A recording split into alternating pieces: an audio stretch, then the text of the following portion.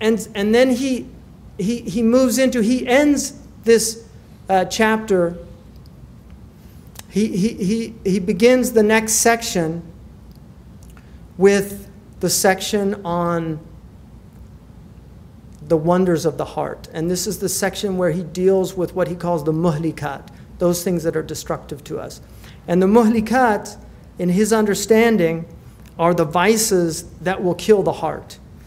And he talks about pride and arrogance, and he distinguishes between vanity and arrogance. He says, vanity, all you need is a mirror, but arrogance always requires another person.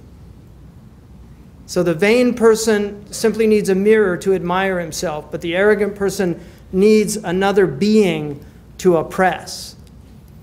And he talks about the roots of these, and much of it is related to death, the fact that people have forgotten that they're going to die. And then he ends this section with the book of delusion, or what we would call illusion, the internal state where we completely misread ourselves. We don't know who we are. The Arabic word, the Roman word for personality, persona, means mask. In Arabic, it's called shakhsiyah, which comes from a word that means a shadow. So the personality is a shadow, it's an illusion. Who you think you are is not who you really are. Who you are is related to your historical narrative, where you were born, where you grow up. You speak, if you speak here like a Kentuckian, you have a certain way of speaking. But if you grew up in New York, you would be speaking like a New Yorker. These things have nothing to do with your personality. They're simply the circumstances you find yourself in. And he says that to get out of this delusional state is the beginning of the path, to want to get out of this state, to recognize that you're in it. And that's why the next book, which is the last 10 books, the book of salvation, the first chapter is about repentance, metanoia, changing your mind, turning back, realizing that the destination that you're on is one to your own death. And he ends this, he has fear and hope and trust in God, and he puts trust and tawheed in the same chapter, which is very interesting, because to him tawheed is not a theoretical construct, which it is to most Muslims, this idea God is one. No, to him God is doing everything at every instant. That is tawheed. And Ghazali is arguing that if you really understand this, you will have utter trust in God. You will put all your trust in God because it's all God. God is doing everything in every instant.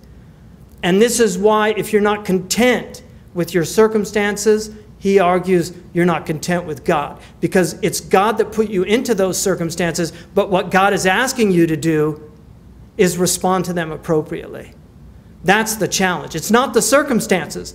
The challenge is the power that God has given you in your will, your irada, to actually take your circumstances and respond appropriately. And there are only 4 circumstances and 4 requisite responses. You're in tribulation, and he says the response to that is patience.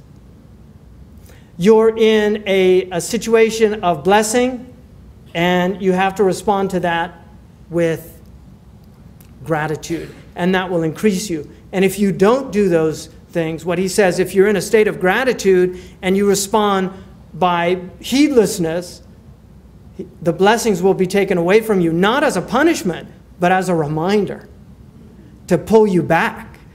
One of the things he says, if God, he said there's only 2 types of people from a hadith, people in tribulation and people in good situations. He said, if you're in a good situation, God will send the people of tribulation to you.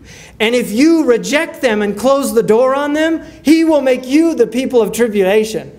He'll take away your blessings, because your blessings are to serve the people in tribulation. These are the awakenings that he's trying to instill and inculcate, and this is why as you read this book, a transformation should occur. If it doesn't, you haven't read the book. But the book is not to be read once. In the Hadra